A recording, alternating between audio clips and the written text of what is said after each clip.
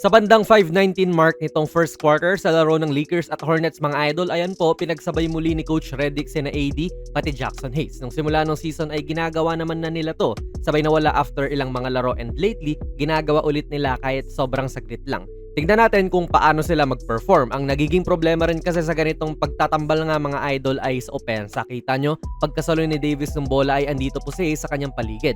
As opposed, syempre kung kunwari shooter to or player na kayang bumitaw sa labas, edi andito siya sa corner. Mas maluwag ang espasyo para kay Davis na mag-operate dyan sa loob or para kay LeBron for that matter. Mabuti na lang at ang tumatao rin kay Hayes ay si Okogie. Kaya si AD ay hindi na rin po nag-alala na mag-help dito kasi ang liit niya. Ito rin, makakascore naman sila rito pero yung punto nga rin natin ay yung spacing sa loob.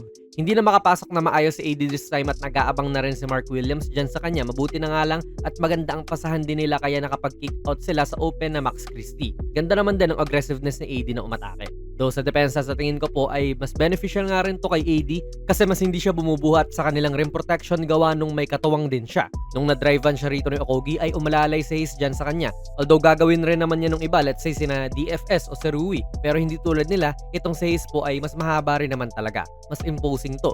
At napabagal nila yung drive ni Okogie hanggang sa makarecover si Davis. Good help, good recovery din to sa dalawa. Bilang 4 na nga rin po ng Lakers ngayon kapag ganito yung lineup nila, ang importante kay Davis ay dapat nagana rin ang kanyang outside shooting. Kasi tulad kanina, non-shooter po itong si Jax at pinapasikip niya yung loob.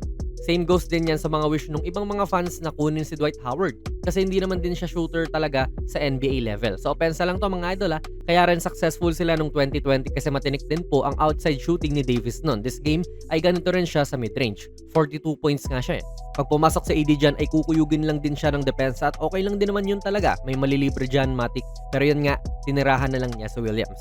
Sa depensa talaga ang pinaka-benepisyo nito kay Davis gawa nung ayun nga, may katulong na rin siya. Kung si AD ang sentro rito, edi siya ang tumatao ngayon kay Mark Williams. So nagtitake na nga rin yun ng energy sa kanya kasi nakikipagbungguan nga siya. Though dito hindi naman din po ng bunggo si Williams ngayon. Tignan nyo, siya pa ang nag-pursue ng rebound kasi mas trip niya yung maging 4. Sinabi rin naman niya yun. At imposing din talaga to. Isipin mo, mayroon kang Hayes na handa nang mag-help sa'yo dito at inaabangan ka ng pumasok. Tapos may AD ka pa na maaaring tumulong din dyan sa loob. Ang lalaki niya, 6'10", tapos 7 flat. Imposing talaga, nakakatakot atakihin.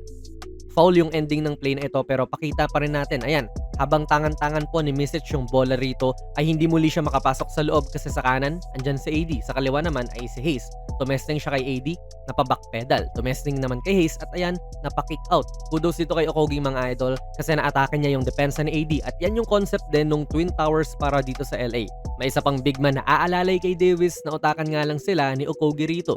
Sa sobrang sikip nga po sa loob, first time tumira ngayong season tong Hayes nung tres na ginusto niya talagang tumira. Officially ito po yung second na 3-point attempt niya pero yung una kasi ay sa dulo ng quarter at binato na nga lang din niya. Ito, nasa flow ng opensa, Matic Mintes. Against sa depensa, ayan nagpalit sila ng bantay at ito yung isang bagay din na maaaring dahilan kung bakit hindi masyadong nagaganto yung Lakers.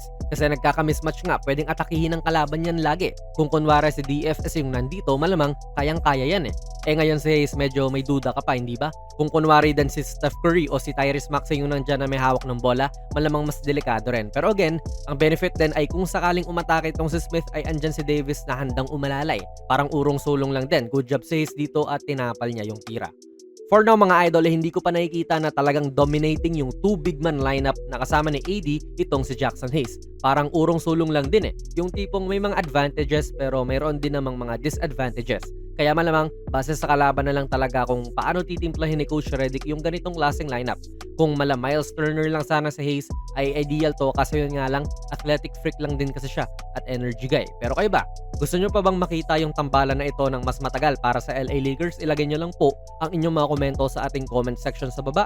Shoutout na rin kay Boss Aldrin Barrias na nagpapa-shoutout pati sa mga bayaw ko dyan sa Pantabangan, sina Bayaw Floor at Ambo.